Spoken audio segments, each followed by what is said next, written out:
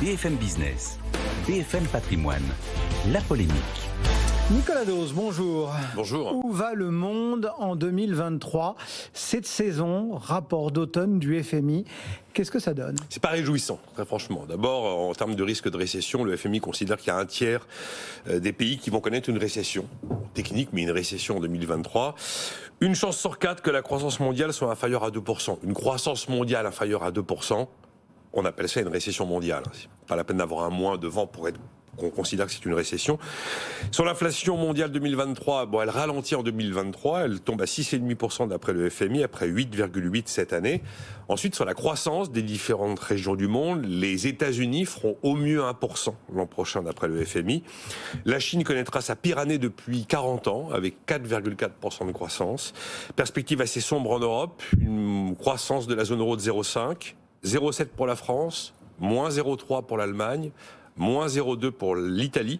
La Russie, moins 2,3% après une récession de 3,4% cette année. Sur le commerce mondial, enfin, il tombe à 2,5%. La croissance tombe à plus 2,5% en 2023. En 2021, on était à plus 10%. C'est quand même 4 fois inférieur. On a toujours 3 forces qui pénalisent l'économie. L'inflation, avec ce choc de pouvoir d'achat, la guerre en Ukraine et le ralentissement de l'économie chinoise.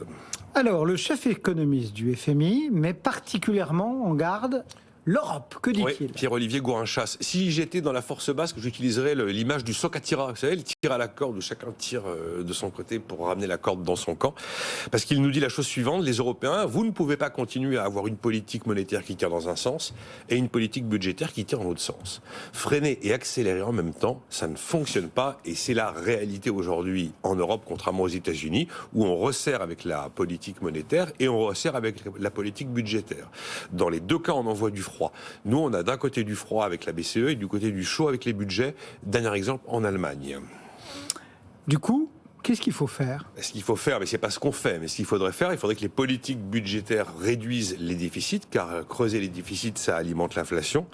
Et donc, l'objectif de la politique budgétaire serait de ralentir la demande. Le deuxième élément de ce qu'il faut faire, c'est qu'il faut que les politiques budgétaires interviennent pour cibler de manière vraiment très très pointue l'ensemble des aides sur les ménages qui en ont besoin. C'est pas du tout ce qu'on fait. Et donc, en face, il faut que les politiques monétaires continuent à agir comme elles le font. Moi, ma conviction, c'est que compte tenu des niveaux de dette publique et privée, elles ne pourront pas aller au bout de l'histoire du resserrement et des hausses de taux, mais elles doivent continuer à faire ce qu'elles sont en train de faire.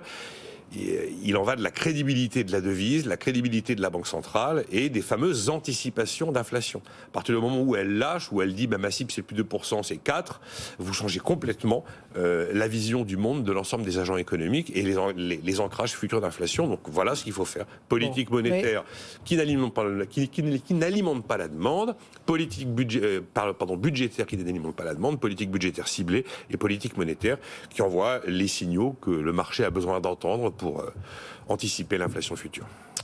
Est-ce qu'il y a encore des raisons, on va dire, de croire ou d'espérer que le pire n'est pas forcément devant nous ? On peut essayer d'en trouver. D'abord, on a une dynamique du marché de l'emploi qui reste forte. Et même, d'ailleurs, un niveau de confiance des chefs d'entreprise qui désarçonne un peu les économistes, mais qui est quand même toujours présent. Après, Covid a quand même renforcé la solidarité entre les États, notamment en Europe. Et puis, la crise énergétique va accélérer la transition verte. On va faire des investissements. Ce sera inflationniste, mais on va faire des investissements probablement beaucoup plus rapides que s'il n'y avait pas eu ce que nous vivons aujourd'hui. Puis, il y a même un quatrième espoir que la boucle prix-salaire ne voit pas vraiment le jour, parce qu'on se rend compte que l'inflation actuelle, elle ne vient pas vraiment du marché de l'emploi. En fait, les dynamiques salariales sont plus des héritages de la dynamique post-Covid que vraiment de l'inflation que l'on vit aujourd'hui. Et la hausse des prix vient surtout des plans de soutien budgétaire dont je viens de parler, et également des hausses de prix de matières premières et d'énergie. Et pour conclure, je dirais que on reproche souvent au FMI d'être un peu trop optimiste. À côté de ça, ces grandes institutions comme l'OCDE peuvent pas se permettre d'être dans les scénarios du plus noir que noir, parce que sinon, compte tenu du poids qu'elles occupent, c'est là où vous risquez d'avoir des visions prophétiques avec le côté autoréalisateur. Voilà. C'est-à-dire qu'aujourd'hui, on a quand même des éléments qui n'existent pas. On n'est pas en train d'assister à une insoutenabilité totale de la dette privée. Ce serait tout, un élément de plus. Ou encore, il n'y a pas encore vraiment de composante financière dans ce que nous vivons, avec une coupe qui est quand même déjà relativement pleine. Bon, vous avez pris le tir à la corde. On aurait pu parler de pilotage et de talon-pointe aussi. Pourquoi ? Parce que ça permet de donner un coup de gaz en rétrogradant. D'accord. Si on réussit le truc, ça fait monter en régime, sinon on bloque la boîte. Bon, d'accord.